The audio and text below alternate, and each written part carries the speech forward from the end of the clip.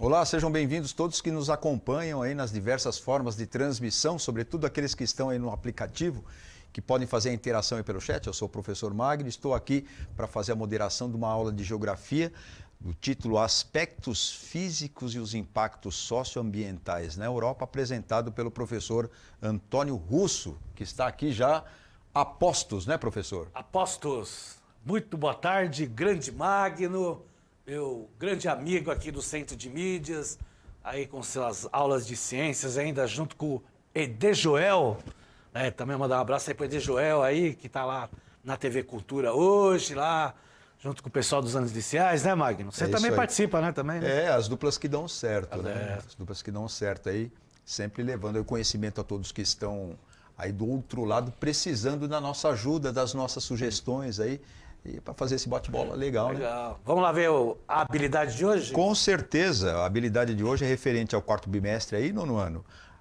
A EF09GE 16, identificar e comparar diferentes domínios morfoclimáticos da Europa, da Ásia e da Oceania e discutir os impactos socioambientais decorrentes de diferentes atividades econômicas, unidade temática natureza, ambiente e qualidade de vida, e objeto do conhecimento é diversidade ambiental e as transformações nas paisagens na Europa, na Ásia e na Oceania. É isso aí. Então essa habilidade 16 aí do nono ano está dividida em 3 partes, porque nós vamos falar hoje da Europa, próxima aula falaremos da Ásia e finalizaremos aí com a Oceania.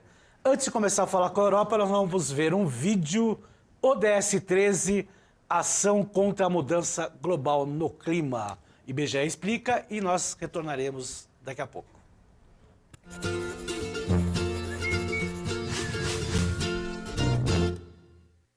Olá, sejam bem-vindos a mais um IBGE Explica especial sobre os Objetivos de Desenvolvimento Sustentável. Chegou a vez de falarmos sobre o Objetivo 13, Ação contra a Mudança Global do Clima. Devemos tomar medidas urgentes para combater a mudança do clima e seus impactos. Sem dúvida nenhuma, este é um objetivo de extrema relevância. Afinal, o aquecimento global coloca a própria vida humana em risco. Séculos de industrialização e ações do homem, como a derrubada de florestas, fizeram com que a temperatura global aumentasse. De 1880 a 2012, a temperatura global média aumentou em 0,85 grau. Bem, se em 132 anos a temperatura não aumentou nem 1 grau, não precisamos nos preocupar tanto, certo? Errado! Nas últimas décadas, a intensidade das emissões de gases de efeito estufa, considerados os principais responsáveis pelo aquecimento global, aumentou vertiginosamente. Desde 1990, ou seja, em menos de 30 anos, as emissões de dióxido de carbono aumentaram em quase 50%. E as emissões cresceram mais rapidamente entre 2000 e 2010 do que nas décadas anteriores. É preocupante que 17 dos 18 anos mais quentes já registrados tenham acontecido desde 2001. Portanto, o contexto atual é crítico. O aquecimento global tem consequências graves. Ele impacta a agricultura e a biodiversidade e potencializa a incidência e a força de eventos naturais como tornados, furacões e ondas de calor. Como resultado, pode haver escassez de alimentos, extinção de espécies, danos estruturais em países afetados por desastres e enormes fluxos de refugiados. O derretimento das geleiras é outro fator preocupante. De 1901 a 2010, o nível do mar aumentou em média 19 centímetros. É um assunto especialmente sensível para pequenas ilhas que correm o risco de desaparecer, como Kiribati, uma nação situada no Pacífico que já adquiriu terras em outros países tendo em vista seu destino iminente, já que a maioria dos efeitos da mudança climática persiste por muitos séculos, mesmo com a interrupção de todas as emissões. De acordo com a Agência Internacional de Energia, as emissões globais de dióxido de carbono oriundas do setor energético mantiveram-se estáveis de 2014 a 2016, apesar do crescimento econômico próximo de 10% no período. Entre outros fatores, isso se deve aos esforços de mudança para fontes de energia mais limpas e sustentáveis, como ocorre na substituição do uso do carvão mineral altamente poluente por fontes como a eólica e a solar. O combate às mudanças climáticas é um problema de todos, um verdadeiro desafio global. Ele ignora as fronteiras nacionais. Não basta determinado país agir sozinho e zerar suas emissões de gases de efeito estufa, enquanto seu vizinho age no sentido contrário. Portanto, são necessárias intensa articulação e cooperação. Isso inclui, além dos Estados nacionais, empresas, organizações internacionais, sociedade civil, entre outros atores. Temos que agir agora. Como o próprio ODS 13 diz, devemos tomar medidas urgentes para combater a mudança do clima e seus impactos. É isso aí. Não deixe de ver os vídeos sobre os outros 16 objetivos no nosso canal, curtir e compartilhar. Assim você ajudará o IBGE a disseminar informação pelo país. Até a próxima! É isso aí, né? Então o vídeo aí mostrou, né, as questões aí da mudança global, a questão do aquecimento global. Sentiu o calor aí depois, Magno? Dessa... Rapaz, a situação só fica feia. Eu queria aproveitar aqui que eu estou interrompendo um pouquinho. Tem aluno aqui, aluna Maria, lá da escola estadual Jardim da Luz, lá de Embu das Artes, participando aqui com a gente. Tem o pessoal também do Leonor de Quadros, professora Nilma, e tem... Por enquanto, um pessoal falando boa tarde. Estão louquinhos aí para participar da aula. E o pessoal de Embu das Artes sempre participando aí das aulas de geografia, não só do 9º ano, mas de outros anos e até do ensino médio. Mas eu perguntei, você está com calor ou não? Se eu estou com calor? Está com calor? Essa pergunta é uma pegadinha? Não é pegadinha. Depois desse vídeo, você sentiu calor ou não? Eu senti um pouco de calor. Então eu vou aqui diminuir a temperatura do ar-condicionado, porque deixaram aqui o controle pra gente diminuir, porque sabia que você ia sentir calor. É entendeu? Um controle remoto de... Mas isso aqui é o Marcelo, o diretor, que fez isso. Mas isso aí não deveria cuidar assim de cena? Não, mas o Marcelo... Então. E ele tem problema de toque, você sabe disso, né? Bom, vamos lá. Planisfério político. Vamos para o mapa do planisfério político, olha lá. Então nós estamos vendo lá a Europa, olha lá, tá lá na região lá, né? Ao norte lá do continente africano, do mar Mediterrâneo, né? É um continente pequeno em relação a outros continentes, né, Magno? Porque tem 50 países aí, ó. É um dos continentes que tem mais países aí. Né? A África aí tem 54 países, a Ásia também tem mais países aí. Mas a gente observa aí que são inúmeros os países aí que nós temos aí no continente europeu, né? E vendo nessa imagem aí, fisicamente, né, observando a imagem, depois vou até colocar uma imagem que até mostra melhor. A gente, não sei se você sabe, mas fisicamente a Europa é conhecida como Península da Ásia, né? Sabia disso? Puxa, agora que você falou que eu não toquei, é realmente peninsular, né, ali. É isso, por quê? Porque ela tem lá, né, uma extensão do continente asiático, né? Um bracinho ali, né, que está avançando no... Uma extensão, puxa, né, vida, de terra sempre aí. Aprendendo muito com o professor russo aqui, isso rapaz. Aí, olha lá. É banhado pelo Oceano Atlântico, é banhado aí pelo Mar Mediterrâneo, né? E tem lá a região norte, lá bem mais fria, né? Boa parte do território do continente europeu está na zona temperada, né? Tem a parte ao norte que está lá um trecho, principalmente aí da Península Nórdica, que está na região glacial do Ártico, né? Também nós temos aí a parte da Rússia, né? Então, é um continente que, apesar do seu tamanho em relação a outros continentes, tem aí seus 50 países distribuídos aí no seu território. E na próxima imagem, a gente vai ver a localização do continente europeu, né, no globo terrestre, né? Então, como se estivesse olhando lá do espaço, né, em verde está lá, né, o nosso continente europeu, que aí, né, dá para ver nitidamente aí que ele é uma península, né? Como a Europa tem várias penínsulas no seu território aí, né? Que a gente vai ver mais para frente aí, mas dá para ver mais nítido aí, né, Magno? Sim. A questão aí da península. Lembrando que a península é uma extensão de terra, né? Que tem, né, as águas no seu entorno, menos uma parte que aí, né, se torna uma península, né? Porque se fosse somente só o território aí e todas as laterais com água, aí seria uma ilha, né? Ou talvez aí um arquipélago, né? Isso que é interessante retratar desse maravilhoso continente aí, que é o continente europeu, aí é o primeiro dos 3 que nós vamos ver aí, tá certo? Então a Europa, ela tem lá suas diferenças entre o continente asiático, por isso que não é um continente só, né? Então tem um histórico diferente, né? Tem uma relação cultural diferente aí com o continente asiático, por isso que ele é considerado aí um continente à parte, tá certo? E aí a gente tem a parte física também aí, que a gente já até comentou, mas vamos ver aí um mapa mostrando o relevo da Europa, tá certo? As partes mais escuras, né, uma coloração de um marronzinho mais escuro, são as regiões aí montanhosas que nós temos no continente europeu, né? E as partes mais esverdeadas são mais as planícies, né, que são as regiões aí planas do relevo da Europa. O que a gente observa no mapa são as diversas penínsulas que nós temos aí, né, no continente europeu, né? Então nós temos lá a Península Ibérica, né, quase aí ligando aí com a África, né? Só o Estreito de Gibraltar separa aí, né, a Península Ibérica do continente africano. Nós temos a Península Itálica, que está lá no formato de uma bota, né? Essa é a mais característica, né, professor Russo, né? A parte da Itália ali peninsular, né? É a península lá, que está lá no Mediterrâneo. Tem a Península Nórdica. Então, são várias penínsulas aí que nós temos no continente europeu, né? E destacando aí que nós temos aí uma grande planície, né, nesse mapa aí que a gente viu, e tem as regiões aí mais montanhosas nesse perfil aí do continente europeu, né, que está numa zona temperada, e a gente vai ver depois aí um mapa aí mostrando o clima, né? Vamos agora mostrar as zonas climáticas aí, Magno, como a gente citou, aí, ó. Nós temos aí as zonas climáticas e vamos observar o posicionamento do continente europeu.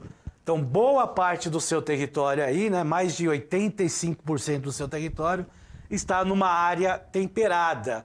A gente, quando fala de áreas temperadas, a gente deixa bem específico a questão das estações do ano, né? Então, o continente europeu, ele, quando é verão, né, boa parte aí faz calor, né? Então, quando é inverno, faz muito frio. Quando é primavera e quando é outono, tem as suas características diferenciadas e mostra até na coloração das folhas, por exemplo, que na época de outono ela fica mais avermelhada, amarelada, né? E aí passando aí para o inverno, tá certo? Então é interessante retratar isso. Então as estações do ano, elas são bem mais definidas em zonas temperadas, né? Principalmente quando a gente fala aí do continente europeu. Mas tem lá uma parte ao norte, né, que tem lá a região congelada, a região mais gelada aí, que são localizadas aí na zona polar do Ártico, né? Como eu falei lá, a Península Escandinava, né? A Península Nórdica, um bom território aí da Rússia, né? Que tem a sua parte mais gelada, boa parte dela no continente asiático, mas tem uma parte que também pertence à Europa, né? Lembrando que a Rússia aí tem o seu lado asiático e o seu lado europeu, dividido aí por uma parte física aí que são os Montes Urais, né? Então tem o lado europeu do lado oeste, aí vem os Montes Urais, aí nós temos lá, né, a parte mais fria da Rússia, que fica no continente asiático, né, que boa parte dela é a Sibéria. Certo, Sr. Magno? Tá aí prestando atenção? Ali é Trópico de Câncer e o Círculo Polar? Círculo Polar Ártico lá, tá vendo lá? Né, as linhas tracejadas, mostram lá o Trópico de Câncer, né? E nós temos aí o Círculo Polar do Ártico em branco lá, mostrando aí a parte norte aí, tá certo? Bom, toda essa relação que nós temos aí das partes físicas do continente europeu, que a gente viu aí a questão do relevo, a própria localização da Europa, né? Ela tem também as suas características climáticas, ela é um pouco diferente do Brasil, por exemplo, porque o Brasil tem extensão territorial tanto latitudinal como longitudinal, né? Já a Europa não, ela não tem esses aspectos, por isso que acaba tendo aí uma menos, né, classificação aí, principalmente quando a gente fala do relevo, da vegetação e também do clima, tá certo? Então nós vamos ver aí o próximo mapa, né? E aí a gente vai ver a vegetação da Europa, né? Que as características aí da vegetação é a tundra ao norte, que é uma vegetação extremamente fria, né, congelada, que a gente vê aí que boa parte lá no Círculo Polar Ártico. Aí nós temos a taiga, né, que também é conhecida aí por floresta de coníferas, né? Aqui na América, principalmente nos Estados Unidos e no Canadá, se fala muito em floresta boreal, né? Quando a gente fala boreal, quer dizer norte, na região norte. Então a taiga é muito conhecida na região da Europa e também, principalmente, na Rússia, né? Que são aí as florestas de coníferas. Lembrando que as coníferas são os grandes pinheiros, né? Pô, a época de Natal tá chegando aí. Eu falei em pinheiro, hein, Magno? Já tá chegando aí o Natal, hein? Tá chegando assim. Já Eu tô tem dizendo, que tô pensar em dando uma comprar o antecipada. presente, né? Tá pensando em presente? Eu tô pensando na árvore, né? Pensei no pinheiro, pensei na árvore de Natal, árvore né? de Natal. É legal a gente falar dessas coisas que é um formato muito bacana da própria natureza, né? De ficar na forma de um cone mesmo, né? Por isso coníferas, né? Coníferas, para poder pra neve não, porque se você tiver se tivesse uma árvore muito encorpada, a neve ficaria ali, não ia rolar, né? É verdade, então, isso aí. Essas espécies lá são características, né? A floresta temperada, vocês observam aí, está numa maior quantidade, até porque está numa região temperada, por isso essa sua característica aí. As florestas de montanhas, né, em elevadas altitudes, né, então regiões até mais frias. Aí nós temos a vegetação mediterrânea, que está em roxo, né, até, desculpa aí, ó, vamos lá. A tundra, né, está num cinzinha lá, a taiga está no verde escuro, a floresta temperada está em verde claro, né? Boa parte aí do verde claro. As florestas de montanha tá mais lá ao sul, está mostrando também num verde também um pouco mais escuro. Verde musgo? Um verde musgo, bem, aí, ó. Um verde vegetativo aí, verde musgo, aí que legal. Né? O roxo aparece aí a vegetação mediterrânea, né? Tem esse nome aí porque está nas redondezas aí do mar Mediterrâneo. Então a gente vê aí na Península Ibérica, a gente vê aí na Península Itálica, a gente vê aí na Grécia, né? E nós temos aí as estepes, olha lá. As estepes que é uma cor marrom aí. As estepes aí que são um pouco parecidas aí com nossos campos, né? Aqui no sul do Brasil, né? Que também são conhecidos aí como pampas, né? Mas as estepes, né? Por estar numa região um pouco mais frias do que na região do Campos, elas são mais secas, né? E são menos arbustivas do que nós temos aqui, né? Ou propriamente nas pradarias que também tem lá no hemisfério norte, né? As pradarias é muito conhecida nos Estados Unidos, tá certo? Uma vegetação um pouquinho mais verde, né? Mas com um pouco mais de vegetações mais robustosas, vamos dizer assim, para o aluno entender, tá certo? Então, lógico, pelo tamanho, né, da Europa, né, que tem dimensões bem menores do que o Brasil, por exemplo, nós não temos tanta classificação assim de vegetações como nós temos aqui no Brasil, inclusive quando nós estudamos aqui vegetação no Brasil, a gente não deixa de falar dos nossos biomas, né? Que são aí 6 biomas aí classificados aí. Bom, o último mapa aí, antes da atividade, é o clima da Europa. Tá vendo? Olha lá, mesma coisa quanto a vegetação, pela sua extensão territorial, ele vai ter lá o seu clima polar em verde claro, né? Tem um outro verde específico que você pode falar aí, Magno? Qual que é o clima polar? O clima polar é um verde... Verde água. Verde água. Olha que bonito, verde água. Isso, hein? Verde água. Olha, esse verde aí, ele tá bem parecido com o ciano. Ah, ciano? Então tá bom. Aí, ciano.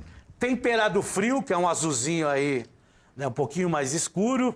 Né? Nós temos aí o temperado oceânico, todos são temperados, tá? Porque nós estamos numa região temperada. Um pouco mais claro, né? Um pouquinho mais claro. O temperado continental aí num verde clarinho, que é o que mais domina essa região aí, principalmente a região central, tá certo? Nós temos o clima de montanha, que é uma região também fria pela sua altitude, e o Mediterrâneo, né, o clima mediterrâneo, que é o clima aí que está lá próximo do mar Mediterrâneo, que a gente vê em laranja, sinalizando aí principalmente na Península Ibérica, na Península Itálica, na Itália, na Grécia, e em outros países mais ao sul da Europa, certo? Como dizia é interessante a gente analisar ali essa predominância marcada justamente por onde tem as cadeias de montanhas ali. Isso. Né? Uma vegetação, uma região de montanha, uma vegetação específica. Ali demarcando, inclusive, né? Algumas... Os Alpes suíços lá. Ah lá, que maravilha, hein? Você vai esquiar? Um dia já esquiou lá nos Alpes suíços? Imagina, quem sou eu? Você é professor. O máximo que eu consegui é andar nas estepes brasileiras. É isso aí, então tá bom, já é um começo, né? É. Vamos para a atividade? Vamos lá para a atividade, olha lá. Quais países pertencem à Península Ibérica? Tá certo? Vamos ver. São 2 países só que pertencem à Península Ibérica, é facinho, são bem conhecidos aí da gente. Aí daqui 1 minuto a gente volta. Vamos lá.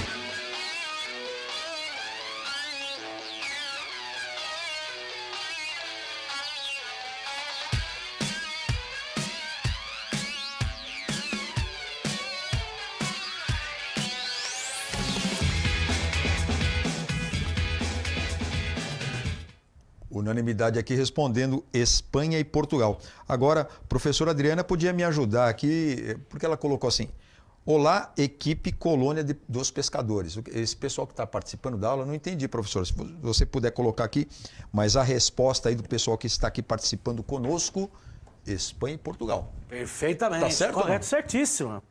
Certíssimo, não tenho nem... O chat vive certo, né? Não Certo, tem nem... o pessoal está nota 10. Vamos lá, principais rios da Europa e suas bacias hidrográficas, olha lá. Né, todas as linhas aí vermelhas aí, tá, né, classificando aí as bacias hidrográficas, né?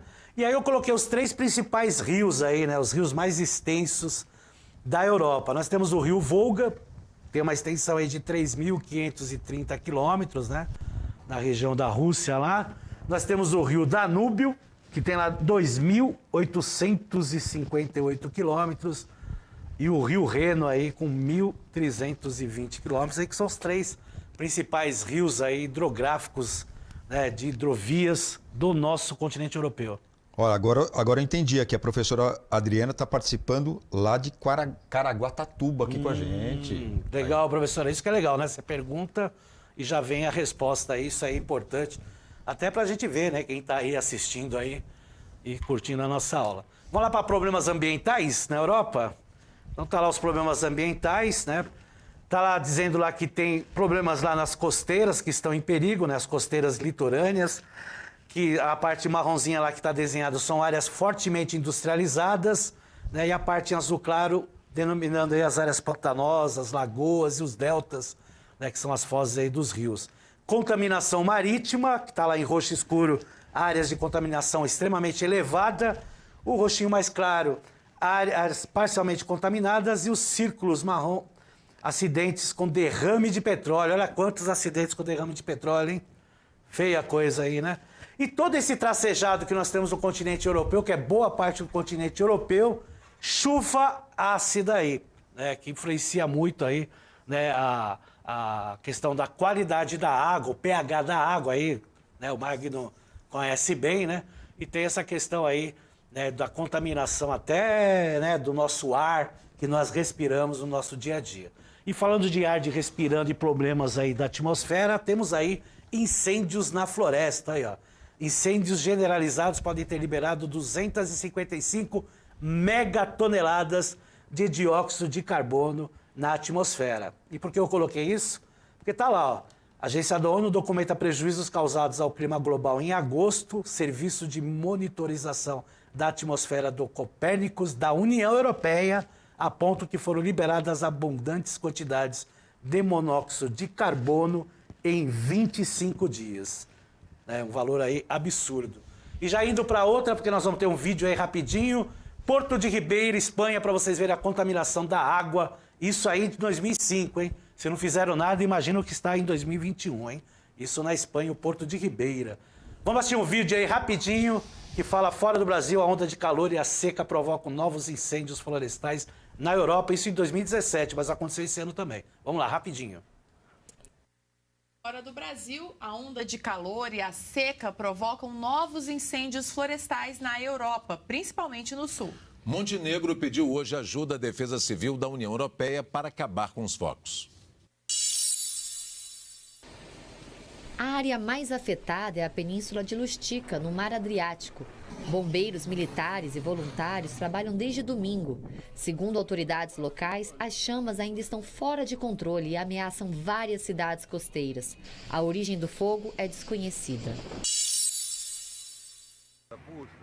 Na vizinha Croácia, os bombeiros conseguiram impedir que o incêndio atingisse a cidade turística de Split, a segunda maior do país. Mas o fogo, que começou ontem, ainda causa estragos em povoados próximos. 4.500 hectares de floresta já viraram cinza. Na Itália, um homem foi preso por suspeita de ter iniciado um incêndio que varreu uma floresta de pinheiros no sul da capital, Roma. Testemunhas contam que viram ele acender pedaços de papel e jogar na mata. O fogo já foi controlado. Então, isso é de 2017, né? Mas todo ano acontece a mesma coisa. Também tivemos aí incêndios esse ano. E o absurdo final que a gente um olhou pra cara do outro, né, Marcos? Foi automático, né? O cara vai soltar, vai botar fogo na floresta. É impressionante, né? É falta do que pensar, do que fazer mesmo, né? Bom, vamos lá para o Saiba Mais, que tem lá uma pesquisa aí sobre a Agência Europeia do Ambiente, que é o relatório de Dobrizzi, é uma síntese, né, falando sobre todos esses assuntos aí que nós tivemos. Certo, querido Magno, meu parceiro aqui das aulas aqui do Ensino Fundamental? É isso daí, eu gostei muito da aula, mas a gente sabe que vocês aí também gostaram, mas coloca aí, vai aparecer o link para você fazer a avaliação dessa aula, fazer uma avaliação, colocar aí a sua sugestão e tudo mais. Basta você clicar nesse link ou pelo QR Code ali, fala o que você achou. A gente volta logo mais, né? Na próxima semana. Próxima semana tem aula. Forte abraço a todos, até mais.